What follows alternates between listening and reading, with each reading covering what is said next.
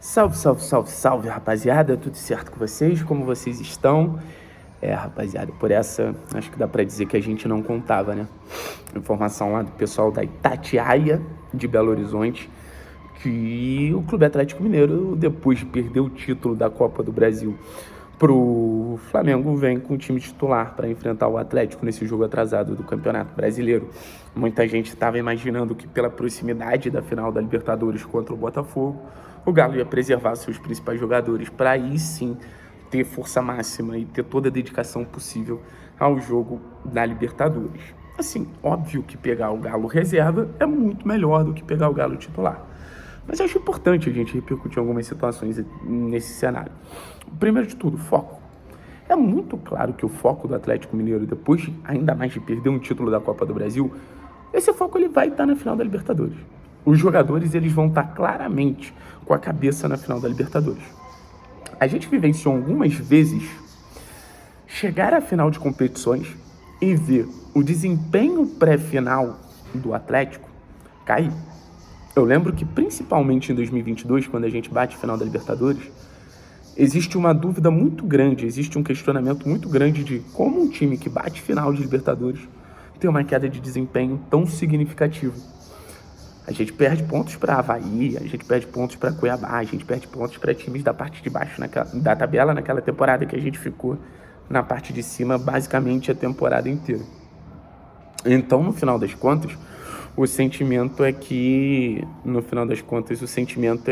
o Atlético, mesmo com o time titular, ele não vai estar 100% ali. O que não é a notícia suficiente. Agora o Atlético vai ganhar.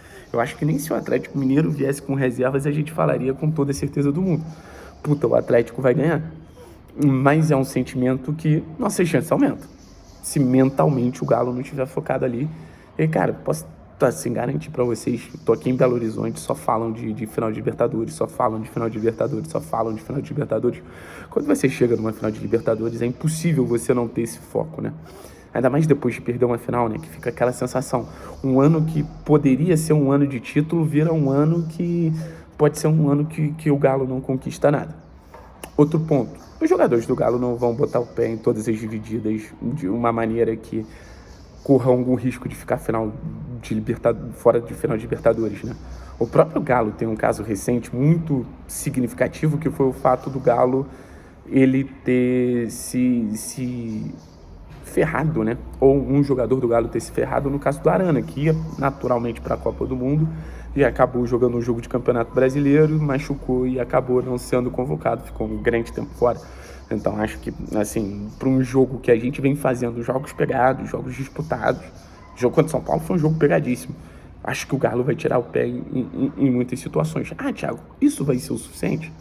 Não sei, bicho, não sei. Eu tô pensando aspectos positivos de enfrentar um Atlético Mineiro titular. Mas é óbvio, é muito perigoso. Eu não sei com que escalação o Galo vem, mas só de você enfrentar um Hulk é um jogador que pode desequilibrar a qualquer momento. Nosso retrospecto recente na Arena contra o Atlético Mineiro é um retrospecto muito ruim, né? É um retrospecto muito complicado.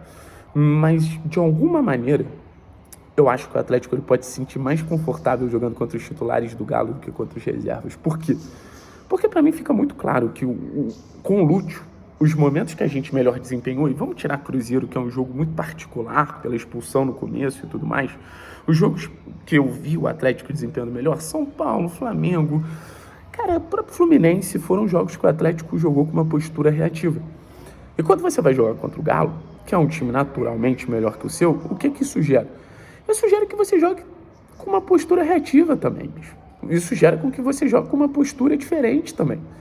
Então, assim, o Atlético se fechando, saindo em transição contra um Galo que vem sofrendo com transições ao longo da temporada inteira. Inclusive, isso vem sendo uma marca negativa do trabalho do Milito. Pode ser alternativa para a gente surpreender o Galo e tentar fazer os gols que a gente precisa. Porque é aquilo, cara, é um jogo que não adianta a gente buscar o empate. A gente tem que buscar a vitória. E assim, é um jogo que eu aposto muito nessa estratégia de transição, aposto muito nessa estratégia de contra-ataque. Não apostaria se o Galo viesse com o time reserva. Acho que a partir do momento que você vem com o time reserva, você é naturalmente mais cauteloso, e acho que a gente viu isso com o Cruzeiro. Eu acho que mesmo se o Cruzeiro não tivesse um jogador expulso no jogo contra o Atlético, a gente teria visto um Cruzeiro mais cauteloso, baixando mais as linhas. Só que eu acho que o Atlético ele precisa começar a escalar um time para jogar em transição. Aí entra outro ponto, aí entra uma crítica ao Lúcio. O Lúcio é um personagem que ele...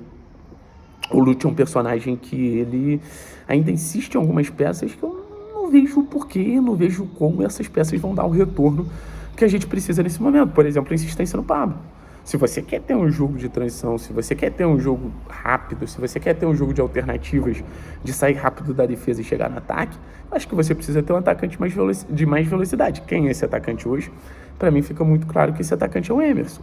Jogador da base, jogador de muita explosão, jogador que vem sendo moldado para ser um atacante nesse estilo. Então, no final das contas, eu acho que a gente tem que pensar talvez na manutenção de 3 zagueiros ou 2 zagueiros e um meio campo mais pegado. O nosso jogo, ele consiste em roubar a bola e acelerar, roubar a bola e acelerar, roubar a bola e acelerar. Então, quando a gente fala de o melhor ataque à defesa, é algo nesse sentido. Quanto mais bolas a gente roubar e acelerar para tentar atacar as costas do Galo, é um cenário que eu acho que a gente pode conseguir boas alternativas ofensivas. Porque acho que o Lúcio não tem repertório de ficar naquele time de toquinho pra cá, toquinho pra lá, toquinho pra cá, toquinho pra lá, toquinho pra cá, toquinho pra lá.